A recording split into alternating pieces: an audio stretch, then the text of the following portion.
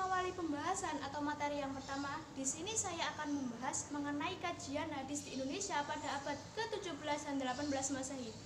Perlu kita ketahui bersama teman-teman, ternyata kajian hadis ini masuk di Indonesia pada abad ke-17 Masehi dengan dibuktikan karya-karya dari beberapa tokoh hadis yang diterjemahkan dari bahasa Arab ke bahasa Melayu waktu itu. Seperti salah satu contohnya karya Abdul Rauf As-Singkili, yaitu kitab Hidayat Al-Habib fi Al-Targhib wa Al-Tarhib.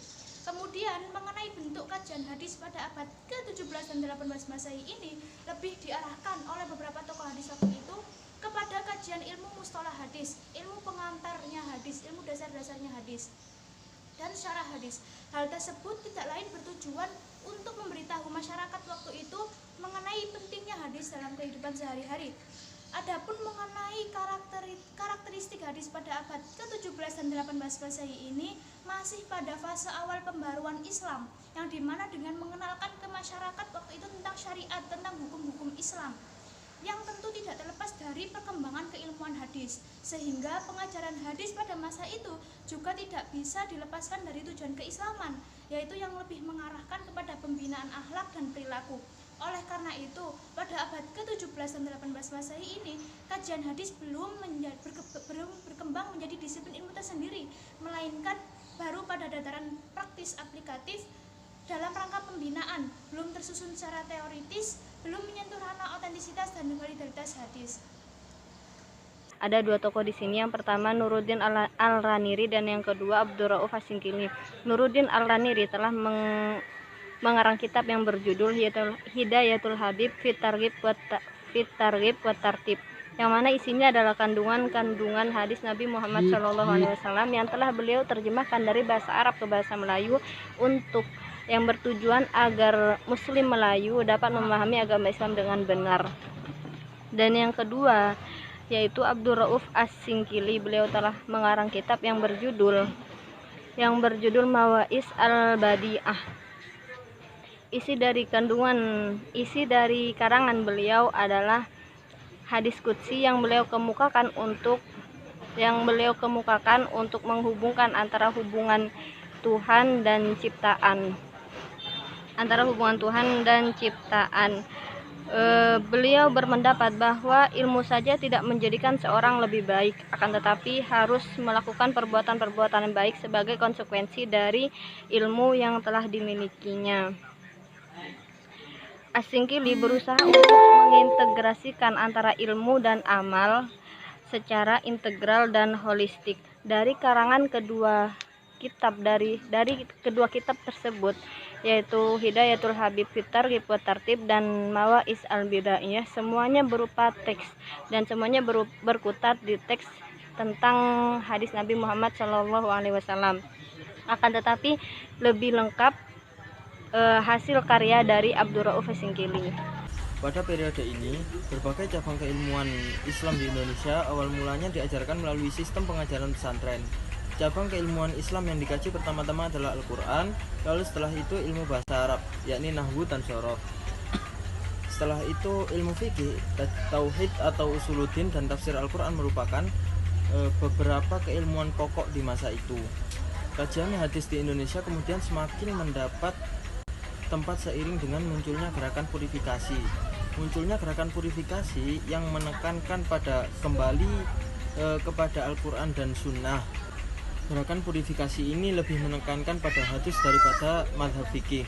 Setelah itu, karya-karya di bidang hadis yang ditulis oleh ulama Indonesia mulai muncul, baik dalam bentuk buku ataupun bentuk artikel dalam majalah. Secara perkembangan kajian hadis di Indonesia pada abad ke-19 Masehi. Perkembangan hadis di Indonesia pada abad ke-19 Masehi belum mendapat tempat dalam hati masyarakat Indonesia sebagaimana tafsir Al-Quran dan fikih. Materi pembelajaran hadis dan ilmu hadis belum banyak dikaji. Namun, pada akhir abad ke-19 Masehi muncul ulama Nusantara yang telah menyebarkan keilmuan hadisnya di Timur Tengah, yaitu Kiai Muhammad Mahfud At-Tirmasi dengan karya monumentalnya yaitu Manhaj Dawi An-Nadar, yang dimana kitab ini menjelaskan atau mensyarah kitab Nadham Alfiyah karya Imam As-Suyuti yang memfokuskan kajian pada bidang ilmu hadis. Nadham Alfiyah ini berisi penjelasan tentang kaidah ilmu mustalah hadis dan semua kalangan tidak dapat memahami secara mudah. Adapun teknik pengumpulan datanya menggunakan teknik dokumentasi untuk selanjutnya dianalisis secara deskriptif kritis. Nah, di abad ke-19 ini metodenya kebanyakan masih cenderung menggunakan metode tradisional. Kenapa bisa dikatakan tradisional? Dikarenakan seperti metode klasik.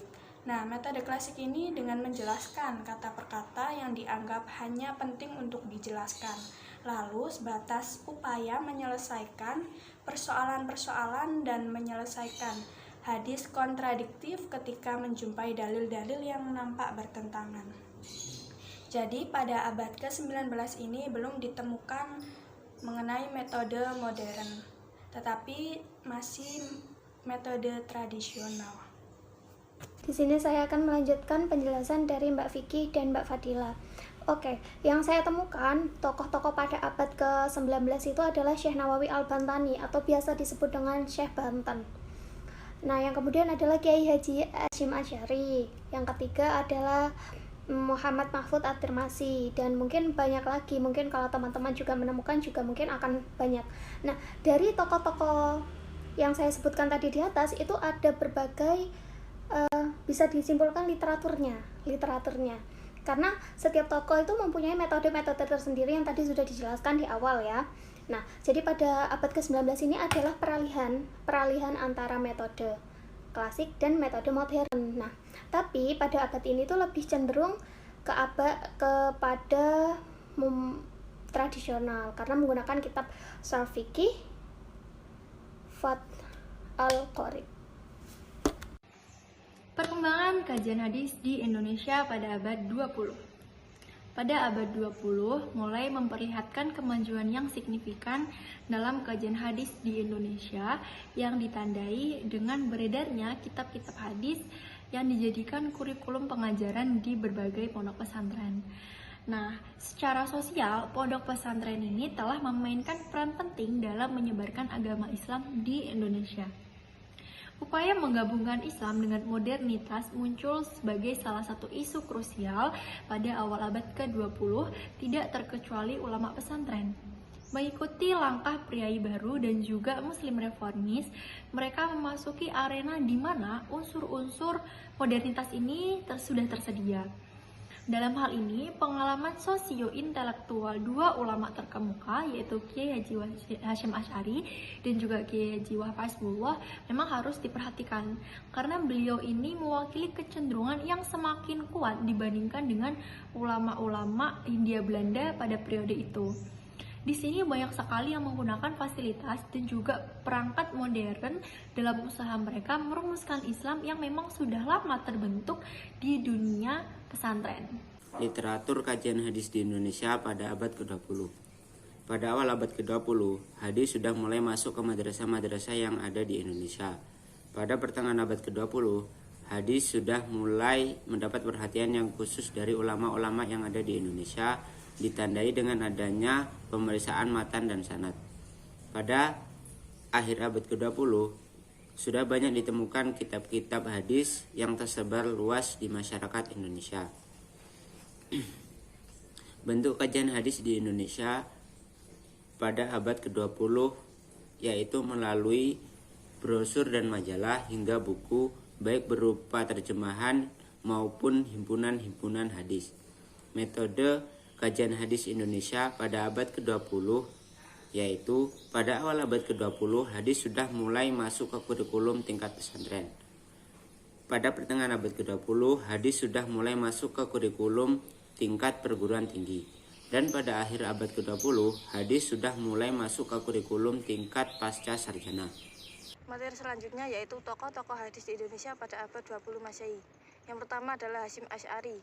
Beliau lahir pada hari Selasa Kliwon tanggal 14 Februari tahun 1871. Karyanya yang terkenal yaitu Risalah Ahlul Al-Sunnah wa Al-Jamaah yang ditulis pada tahun 1920 sampai 1930-an. Tokoh yang kedua yaitu Ahmad Hasan. Beliau lahir di Singapura pada tahun 1887. Beliau sangat akrab dengan kitab-kitab Rijal Al-Hadis. Tokoh yang ketiga yaitu Yahudi Ismail.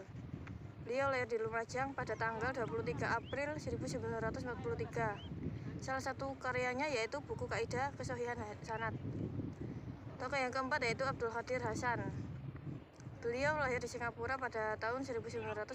Salah satu karyanya yaitu buku Khomus Al-Quran. Tokoh yang kelima yaitu Hasbi As-Siddiqi. Beliau lahir di Aceh Utara pada tanggal 10 Maret 1904. Salah satu karyanya adalah Pedoman Haji. Perkembangan kajian hadis di Indonesia pada abad ke-21 Masehi. Pada periode akhir abad ke-21 hingga awal abad ke-20, syarah hadis semakin mendapat tempat yang luas dalam bidang kajian hadis di Indonesia. Hal ini didorong oleh banyaknya kampus-kampus IAIN, bahkan UIN yang bermunculan. Dengan banyaknya munculnya kampus IAIN dan perguruan tinggi Islam modern lainnya membuat kajian hadis di Indonesia banyak diperbincangkan, baik dari sisi materi, pemikiran tokoh tentang hadis, pemahaman hadis, dan lain sebagainya.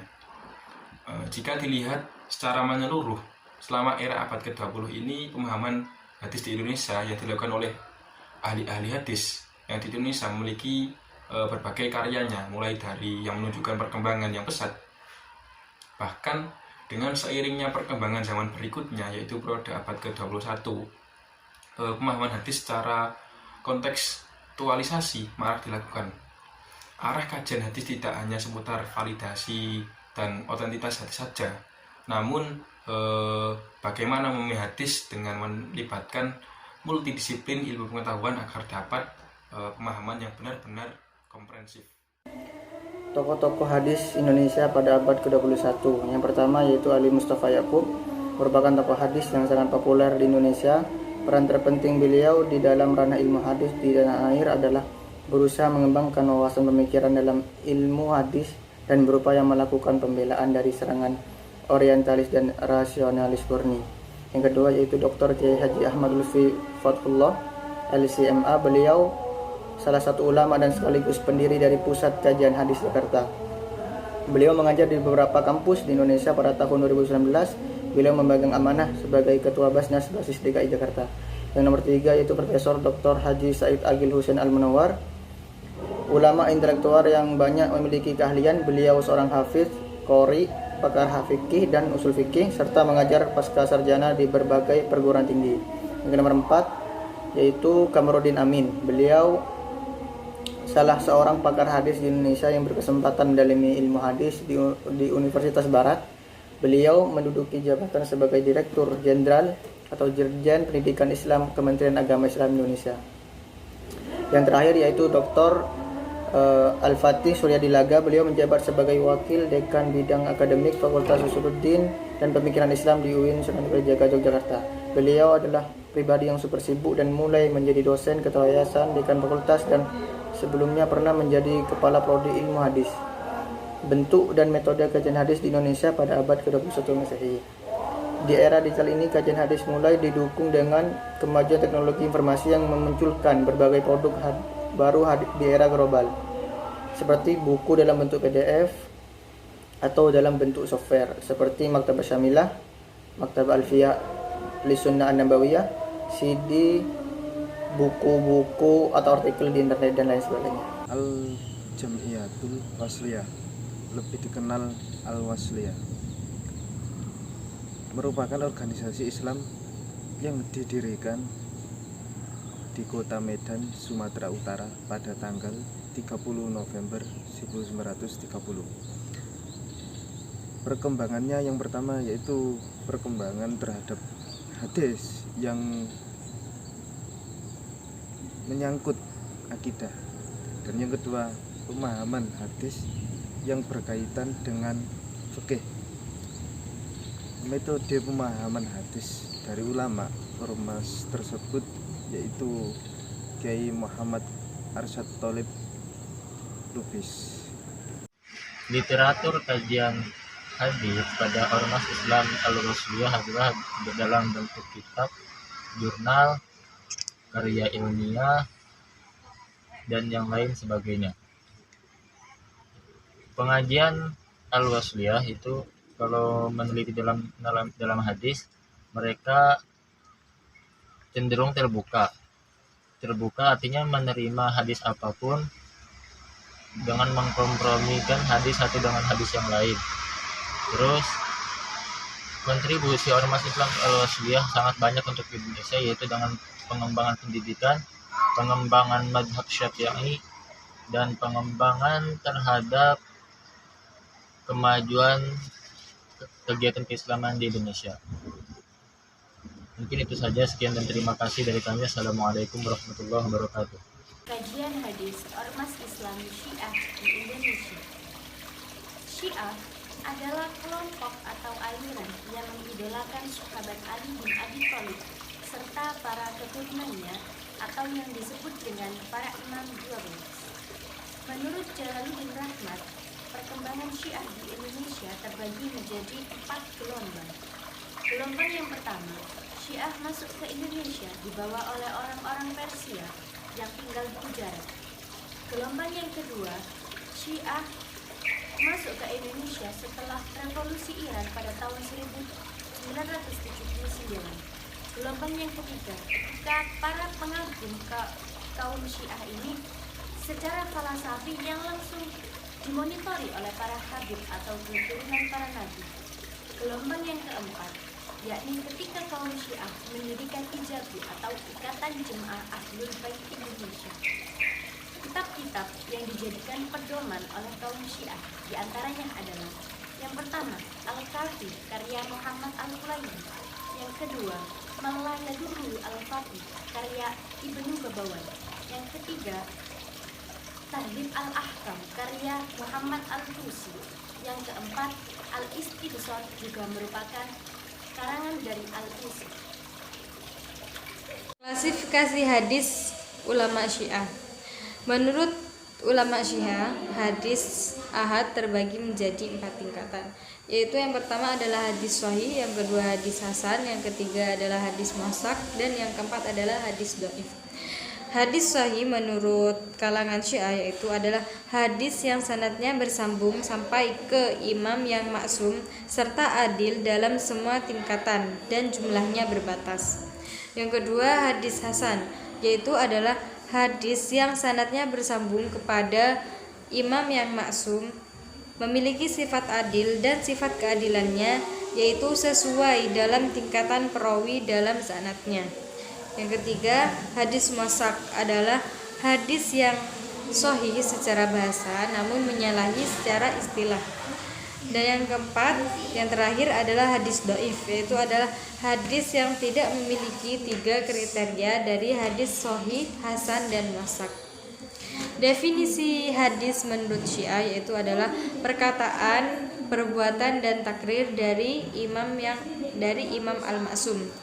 Al-maksum di sini menurut Syiah yaitu adalah tidak terbatas hanya para nabi dan rasul, melainkan imam dari kalangan mereka juga termasuk al-maksum. Bahkan yang lebih ekstrim lagi, mereka menganggap ke-12 imam mereka dari kalangan mereka lebih tinggi derajatnya daripada nabi dan rasul, kecuali Rasulullah Muhammad SAW. Sejarah perkembangan Ormas Islam LDII. LDII didirikan oleh Nur Hasan Ubaidah Lubis yang pada awalnya bernama Darul Hadis. LDII ini didirikan di Surabaya pada tanggal 3 Januari 1972. Perkembangan kajian hadis dalam Ormas Islam LDII. Perkembangan LDII sekarang dapat dilihat dari beberapa periode. Periode pertama sekitar tahun 1940-an. Ini adalah masa awal Haji Nur Hasan menyampaikan ilmu manqul, musnad, dan mutasil. Pada periode kedua adalah masa membangun asrama pengajian Darul Hadis. Dan pada periode ketiga adalah masa periode baiat kepada Madigol. Dan pada periode keempat yakni penyebaran doktrin baiat dan mengajak anggota sebanyak-banyaknya. Dan pada periode kelima ialah masa Al-Mukari berganti nama menjadi LDII hingga sekarang. Bentuk-bentuk dan metode kajian hadis Ormas Islam LDII. Bentuk-bentuk pemikiran LDII yaitu orang Islam di luar kelompok mereka adalah kafir dan najis, termasuk kedua orang tua sekalipun. Kalau ada orang di luar kelompok mereka melakukan sholat di masjid mereka, maka bekas tempat sholat dicuci karena dianggap sudah terkena najis. LDI ini menggunakan metode tafsir manqul, yang berarti mentafsirkan suatu ayat Al-Quran dengan ayat Al-Quran yang lainnya. Literatur yang digunakan pada Ormas LDII adalah beberapa kitab hadis seperti Kutubus Sittah. Dalam hal beribadah, buku yang digunakan sebagai pedoman di LDII adalah Al-Quran dan Al-Hadis. Tokoh-tokoh ulama hadis dalam Ormas LDII adalah yang pertama ada Haji Nur Hasan Al-Ubaidah. Dilahirkan pada tahun 1908 di Desa Bangi, Kecamatan Purwosari, Kabupaten Kediri, Jawa Timur. Pada tahun 1941, ia memulai dakwahnya. Langkah pertama yang dilakukannya terbatas, hanya di lingkungan keluarga dan masyarakat sekitarnya. Yang kedua ada Haji Nur Hashim. Haji Nur Hashim dalam kedudukannya sebagai salah seorang ustadz yang banyak menyebarkan paham tersebut di luar pesantren. Dengan banyaknya kajian hadis yang dipelajari, para tokoh ulama LDII menghimpun beberapa hadis tersebut sesuai dengan tema dalam satu buku. Yang pertama ada Kutubus Shalah, yang kedua Kitabun Nawawi, yang ketiga ada Kitabud Dakwah, dan lainnya yang banyak berjumlah kurang lebih 17 buku. Kajian hadis dalam Ormas Islam Persis. Persis didirikan pada tanggal 12 September tahun 1923 di Bandung. Lahirnya Persis diawali dengan adanya pertemuan yang didirikan oleh Haji Muhammad Yunus dan Haji Zamzam. Setelah banyaknya pertemuan yang terjadi, timbullah gagasan di antara mereka untuk mendirikan organisasi Persatuan Islam. Tujuan organisasi ini sendiri untuk mengajarkan agama Islamnya sesuai dengan ajaran Rasulullah SAW. Adapun perkembangan kajian hadis mereka atau cara berdakwah mereka, yang pertama dengan adanya pertemuan-pertemuan, tablik khutbah, lanjutnya pendirian pesantren, dan penerbitan-penerbitan majalah-majalah dan kitab-kitab. Salah satu tokoh mereka yaitu Ahmad Hasan mengklasifikasikan hadis menjadi dua macam, yaitu hadis sahih dan hadis dhaif atau hadis lemah. 5 jenis hadis sahih. Yang pertama hadis mutawatir, hadis sahih li zatihi, sahih li ghairihi, hasan li zatihi, hasan li ghairihi. Adapun 3 tingkatan hadis lemah yaitu hadis yang lemahnya sangat berat, hadis yang lemahnya sedikit ringan, dan hadis yang lemahnya sangat ringan. Hadis yang lemahnya sangat ringan ini bisa naik derajatnya ke hasan li ghairihi apabila hadisnya itu ada hadis lain yang menguatkannya. Adapun Ahmad Hasan berpendapat bahwa tidak bisa menggunakan hadis lemah sebagai fadlail amal. Dan kitab-kitab hadis rujukan Ormas Persis yaitu ada kitab Kutubut Tis'ah, selanjutnya ada kitab Fathul Bari, kitab-kitab rujukan, kitab-kitab karangan yang dikarang sendiri oleh Ahmad Hasan, dan kitab-kitab hadis yang beraliran Sunni. Ormas Islam Persis atau singkatan dari Persatuan Islam. Ormas Islam ini memiliki karakteristik pemikiran yang mana pemikirannya, jika objeknya berupa ibadah maka hadis dipahami secara tekstual, namun jika objeknya berupa muamalah maka hadis dipahami secara rasional atau dikatakan juga dengan menggunakan analisis para mujtahid. Di antaranya para mujtahid Ormas Islam Persis ada Ahmad Hasan, ada Muhammad Nasir, ada Abdul Qadir Hasan, dan Kiai Haji Abdurrahman. Beliau ini merupakan pemikir Ormas Islam Persis, merupakan tokoh-tokoh pemikir dalam Ormas Persis. Yang mana dengan adanya beliau ini, Ormas Islam Persis dapat memberikan kontribusi terhadap kajian hadis di Indonesia. Kontribusinya berupa kajian hadis yang dengan melacak dan menilai kualitas hadisnya, yang mana hadis tersebut dapat digunakan sebagai dalil untuk menjawab persoalan-persoalan yang terjadi di masyarakat. Siapa yang tidak mengetahui tentang Nahdlatul Ulama atau yang sering disebut NU?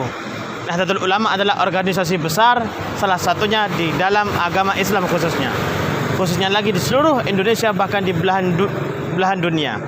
Nahdlatul Ulama atau NU dilahirkan pada tanggal 31 Januari pada tahun 1926. NU adalah organisasi ulama yang tetap ingin mempertahankan pelaksanaan ajaran pada akidah ajaran ahli sunnah wal jamaah. NU didirikan dengan begitu sangat panjang perjalanannya. Para ulama, para kiai pada zaman tersebut semuanya bersatu untuk mendirikan atau melawan para penjajah kolonial Belanda. Sebelum terjadinya NU didirikan oleh beberapa para ulama seperti Mbah Hasyim dan seperti Kiai Haji Wahab Hasbullah. Dan pada tahun tersebut didirikanlah awal mula yakni Nahdlatul Wathon atau Nahdlatul Wathon yang sering disebut untuk membela negara. Setelah berjalannya waktu didirikan kembali Nahdlatul Hujjah atau yang sering dikatakan kewirausahaan di masyarakat di zaman tersebut. Setelah berjalannya waktu akhirnya didirikannya ini Komite Hijaz atau yang sering disebut Nahdlatul Ulama pada tahun 31 Januari 1926. Dengan pertemuan dan pertama kali itu dari hasil tersebut ditempatkan dan dinyatakan bahwasanya Nahdlatul Ulama didirikan pada tanggal 31 Januari 1926. Perkembangan kajian hadis dalam Ormas Nahdlatul Ulama umumnya masih mengalami ketertinggalan dibandingkan dengan kajian lain seperti fikih, teologi, dan tasawuf. Karena pada dasarnya Ormas NU walaupun tidak menemukan hadis masih bisa menentukan fatwa berdasarkan rumusan para ulama. Selain itu, bentuk kajian hadis Ormas NU menggunakan sistematika Sahih dan Sunan, yakni dengan menyusun kitab hadis berdasarkan kitab-kitab tertentu, dan setiap kitab terdiri dari beberapa bab. Metode yang dipakai oleh Ormas NU menggunakan metode syarah, dengan mengutip suatu hadis kemudian menjelaskannya. Selain itu juga terdapat literatur yang dipakai oleh Ormas NU, yakni dengan menggunakan kitab Kutubut Tis'ah dan kitab Al-Awsat karya At-Tabrani serta kitab syarah hadis seperti kitab Fathul Bari. Adapun tokoh-tokoh Ormas NU diantaranya adalah Kiai Haji Abdul Wahid Hasyim, Kiai Haji Hasyim Asy'ari, Kiai Haji Zainul Arifin, dan Kiai Haji Abdul Wahab Hasbullah. Baik, materi selanjutnya berjudul Kajian Hadis dalam Ormas Islam Muhammadiyah. Pertama, mengenai sejarah berdirinya Ormas Islam Muhammadiyah. Muhammadiyah didirikan di Kampung Kauman, Yogyakarta pada tanggal 18 November 1912 Masehi oleh Muhammad Darwis atau yang dikenal dengan Kiai Ahmad Dahlan. Setelah Kiai Ahmad Dahlan menunaikan ibadah haji ke Tanah Suci, beliau menyampaikan pembaharuan di tanah air. Gagasan pembaharuan itu diperoleh setelah berguru kepada ulama-ulama Indonesia yang bermukim di Mekah. Adapun faktor yang melatar belakangi berdirinya Muhammadiyah karena keadaan umat Islam yang pada waktu itu dalam keadaan penuh dengan amalan-amalan yang bersifat mistik. Oleh karena itu, Kiai Ahmad Dahlan tergerak hatinya untuk mengajak mereka kembali kepada ajaran Islam yang sebenarnya berdasarkan Al-Quran dan hadis. Kemudian mengenai perkembangan kajian hadis dalam Ormas Islam Muhammadiyah, bisa dilihat dari lembaganya yang terkenal yaitu Majelis Tarjih. Awalnya Muhammadiyah hanya menerima hadis sahih saja sebagai sumber hukum selain Al-Quran, tetapi sekarang Muhammadiyah juga menerima hadis hasan untuk dijadikan hujjah dalam penetapan hukumnya dengan syarat tertentu. Selanjutnya, bentuk dan metode kajian hadis dalam Ormas Islam Muhammadiyah, yaitu Muhammadiyah menetapkan pelajaran Al-Quran, hadis, dan tafsir sebagai pelajaran pokok dalam kurikulum pembelajarannya. Pengkajian hadis Muhammadiyah juga terlihat dari usaha penyebaran informasi keislaman, baik Al-Quran, hadis, hukum Islam, dan sebagainya dalam berbagai bentuk publikasi seperti majalah Suara Muhammadiyah yang rutin membahas hadis-hadis Nabi Muhammad SAW. Sekian dari saya, materi selanjutnya akan disampaikan oleh Mbak Pro. Literatur kajian hadis dalam Ormas Islam Muhammadiyah. Kiai Haji Ahmad Dahlan dalam mengkaji hadisnya, beliau merujuk kepada kitab-kitab hadis karya Mazhab Hambali, dan beliau juga menanyakan langsung kepada guru hadisnya yaitu Syekh Ayat dan Kiai Haji Mahfud. Selain itu, Muhammadiyah juga merujuk kepada kitab-kitab hadis Kutubus Sittah. Kontribusi pemahaman hadis Ormas Islam Muhammadiyah. Muhammadiyah selalu mengedepankan Al-Quran dan hadis dalam menentukan suatu hukum. Apabila ada dalil yang lebih kuat, maka majelis tarjih lah yang akan mengkaji kembali, meneliti kembali suatu dalil tersebut, dan akhirnya ditentukan mana dalil yang akan digunakan sebagai hukum. Dan Muhammadiyah sendiri juga mengaku bahwa mereka tidak mengikuti mazhab apapun. Patokan mereka hanyalah Al-Quran dan hadis. Tokoh-tokoh ormas Islam Muhammadiyah dalam bidang hadis dan karya-karyanya. Salah satu tokoh yang terkenal tentunya yaitu Kiai Haji Ahmad Dahlan selaku pendiri Ormas Islam Muhammadiyah ini, tetapi beliau tidak banyak menulis karya dalam bidang hadis. Karya yang terkenal yaitu Kitab Fikih Muhammadiyah. Selain itu, tokoh-tokoh yang lain yang menjadi pemimpin Muhammadiyah juga memiliki karya-karyanya masing-masing. Salah satu tokohnya yaitu Kiai Haji Ahmad Badawi. Beliau terkenal dengan tokoh yang fokus pada bidang hadis dengan karyanya yang berjudul Kitab Hadis Ni'ah, yang di dalamnya berisi 100 hadis mengenai keseharian Rasulullah. Dan di zaman kontemporer ini juga Muhammadiyah memiliki kiai atau ulama yang sangat menunjukkan keintelektualannya terhadap hadis, yaitu Kiai Haji Husni Thohir. Namun sayangnya beliau sudah wafat pada tanggal 10 Juli 2021 kemarin. Kajian hadis dalam Ormas Islam Front Pembela Islam atau yang disebut dengan FPI. FPI dideklarasikan pada tanggal 17 Agustus tahun 1998 Masehi di Pondok Pesantren Al-Um Ciputat, Jakarta Selatan. Organisasi ini berdiri 4 bulan setelah kemunduran Presiden Soeharto dari jabatannya. FPI bertujuan untuk menegakkan amar ma'ruf nahi mungkar dalam sektor kehidupan. FPI sendiri mengalami kemajuan dalam pengelolaan keuangan manajemen dan juga kerjasama dengan kelompok lain. Contohnya, FPI tidak hanya mengandalkan uang dari iuran anggotanya saja, namun mereka juga memiliki 411 toko di bidang travel dan juga sembako. Dan tak hanya itu saja, FPI memiliki kerjasama dengan GUIB atau Gerakan Umat Islam Bersatu, pihak kepolisian dan juga alumni 212. Medan juang FPI sendiri terbagi menjadi 3, yaitu dakwah, hisbah, dan juga jihad. Dakwah menurut FPI itu mengajak semua pihak pada kebajikan. Sedangkan hisbah yang dimaksud oleh FPI yaitu amar ma'ruf nahi mungkar atau mengajak kepada yang kebajikan atau yang ma'ruf dan meninggalkan yang mungkar. Yang pertama, literatur kajian hadis Ormas Islam FPI. FPI didirikan sebagai implementasi pemerintah Allah agar orang-orang percaya menjadi para pembela Allah. Sebagai penolong Allah, tujuan FPI adalah untuk menjadi umat terbaik yang memiliki ciri amar ma'ruf, yaitu untuk mengajak melakukan perbuatan baik sesuai syariat dan hukum akal. Dan hendaklah ada di antara kamu segolongan umat yang menyuruh kepada kebajikan, menyuruh kepada yang ma'ruf dan mencegah dari yang munkar. Mereka lah orang-orang yang beruntung dalam surat Al-Imran ayat 104. Dengan demikian, dalam tertib aksi dalam amar ma'ruf harus berdasarkan yang pertama, berdakwah dengan hikmah atau poin E, karakteristik pemikiran hadis Ormas Islam FPI. Menurut para pemimpin FPI, aswaja yang dipahami oleh FPI tidaklah sama dengan yang dipahami oleh kalangan Nahdlatul Ulama atau NU maupun Muhammadiyah dalam Al-Quran dan hadis. Mereka itu adalah para sahabat dan tabi'in atau orang yang belajar dari sahabat dalam pemahaman dan pengambilan ilmu. Bahkan atas ritus dan simbol dianggap sebagai penyimpangan ajaran Islam. Poin F, tokoh hadis FPI dan karyanya dalam bidang hadis. FPI didirikan oleh sejumlah ulama, habib, serta aktivis muslim dipelopori seorang tokoh keturunan Hadrami bernama Rizik Syihab.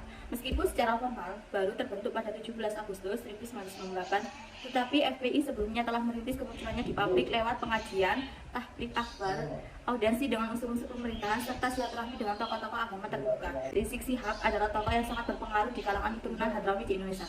Ayahnya, Said Hussein, adalah pendiri Gerakan Pandu Arab Indonesia sekaligus seorang agitator perlawanan terhadap Belanda yang termuka. Ia sendiri awalnya dikenal sebagai intelektual Islam. Poin G, kontribusi Ormas Islam FPI terhadap kajian hadis di Indonesia. Pada umumnya azan digunakan sebagai pertanda untuk panggilan menunaikan ibadah sholat. Namun baru-baru ini azan digunakan dengan tujuan yang berbeda. Mereka merubah dalil azan jihad hayya 'alas shalah menjadi hayya 'alal jihad. Kiai Pondok Pesantren Nurul Khalil terhadap fenomena azan jihad mengatakan tidak boleh mengubah teks azan karena lafaz azan tersebut beserta susunan urutannya sudah pakai dari zaman Nabi Muhammad SAW.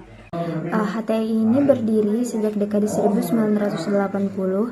Gerakan ini dibawa oleh Abdurrahman Al-Baghdadi, yaitu pemimpin Hizbut Tahrir di Australia yang pindah ke Bogor saat itu, yang kemudian mendapat undangan dari Kiai Haji Abdullah bin Nuh, pemimpin pesantren Al-Ghazali dan dosen di Fakultas Sastra Universitas Indonesia yang sering disebut sebagai UI. Gerakan HTI mulai tumbuh dan berkembang semenjak runtuhnya Orde Baru yang ditandai dengan jatuhnya rezim Soeharto pada saat itu pada tahun 1998. Sesungguhnya HTI sangatlah bertentangan dengan Pancasila karena berdasarkan ideologis yang mereka miliki secara sistematis telah melakukan penistaan agama di negara Indonesia dan tidak diberi ketegasan atas organisasi ini sebagaimana yang terdapat di negara bagian timur. HTI didirikan dalam rangka memenuhi seruan Allah yang memiliki terjemah dan hendaklah ada di antara kalian segolongan umat yang menyeru kepada kebaikan atau mengajak memilih kebaikan, yang memeluk Islam, memerintahkan kepada yang ma'ruf dan melarang dari yang mungkar.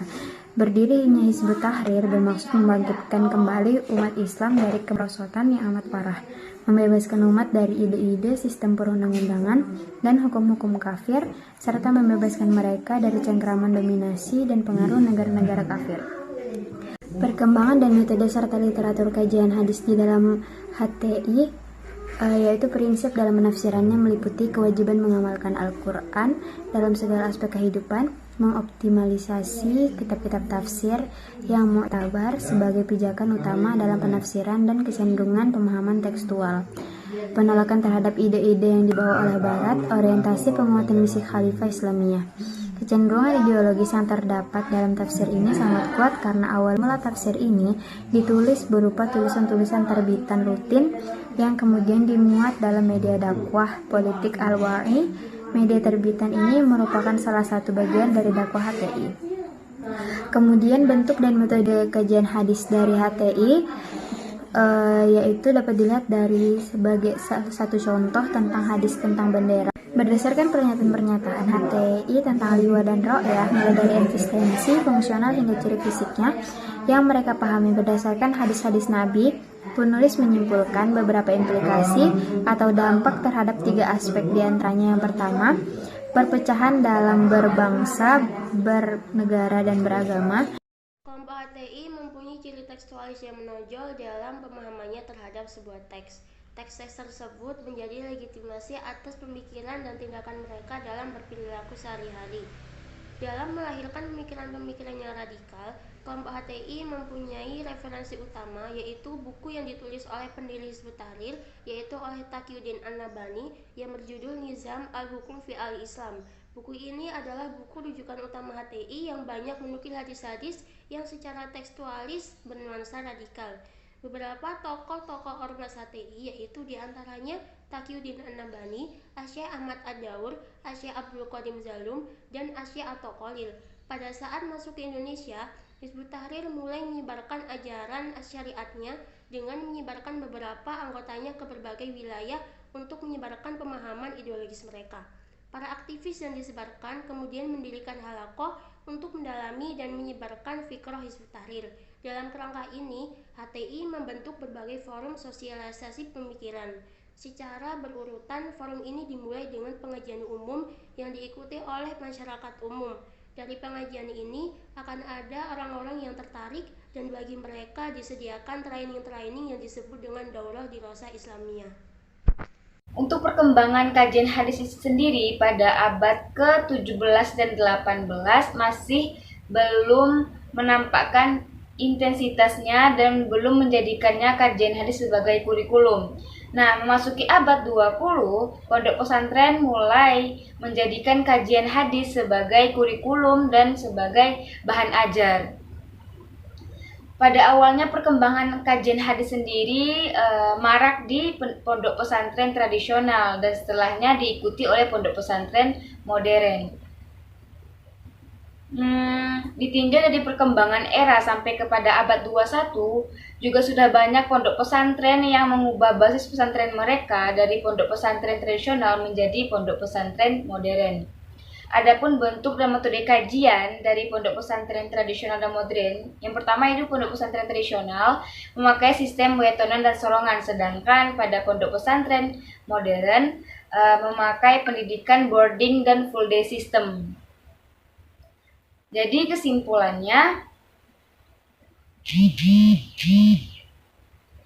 kesimpulan di kalangan masyarakat pesantren yang lazim disebut pondok pesantren dipandang sebagai lembaga pendidikan tradisional Islam indigenes karena tradisinya panjang di Indonesia.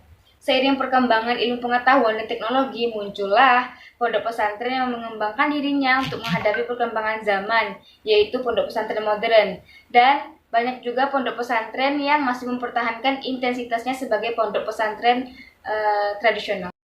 Baik, sekian penyampaian materi pertama sampai materi terakhir. Saya mewakili kelas S1 mengucapkan terima kasih banyak kepada Ibu Latifah Anwar yang telah mengampu mata kuliah kajian hadis Indonesia di kelas S1 pada semester 3 kali ini. Semoga video yang kami buat bermanfaat buat khalayak ramai. Sekali lagi terima kasih banyak juga kepada teman-teman semua. Wallahu muwaffiq ila aqwamit thoriq. Wassalamualaikum warahmatullahi wabarakatuh.